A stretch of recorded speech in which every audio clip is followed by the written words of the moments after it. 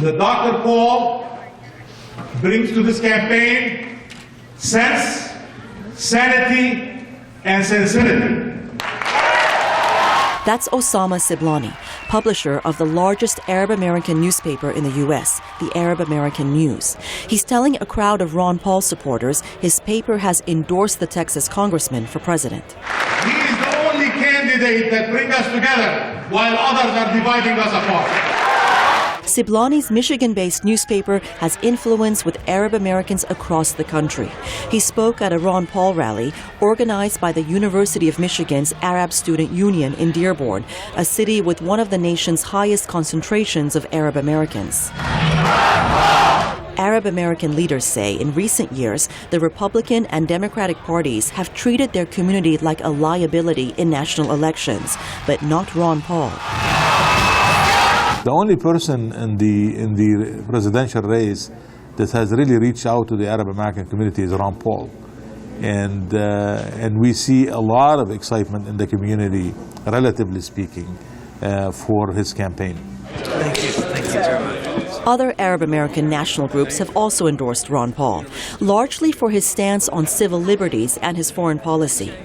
Paul has pledged to limit the power of government to spy on its own people, and he wants to quickly end the war in Afghanistan. What we need is a new foreign policy based on non-intervention, minding our own business, obeying the Constitution.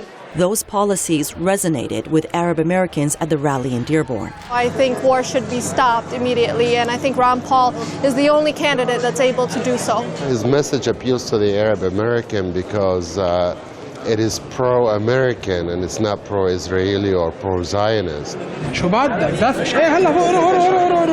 At least 3 million Arab Americans live in the U.S.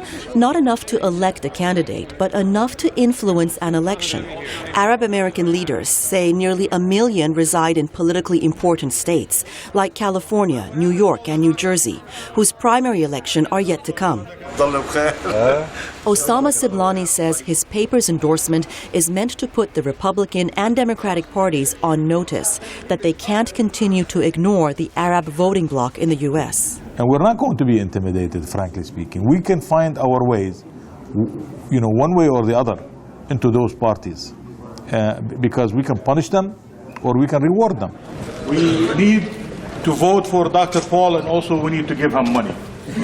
Arab American groups say they plan to rally their members and open their pocketbooks in support of Ron Paul all the way to the Republican National Convention. They don't expect Paul to win the nomination, but through their endorsement, they hope their voice will be heard by both political parties, no matter who gets elected. Mona Rabi, VOA News, Washington. I wonder who told him the haunted building.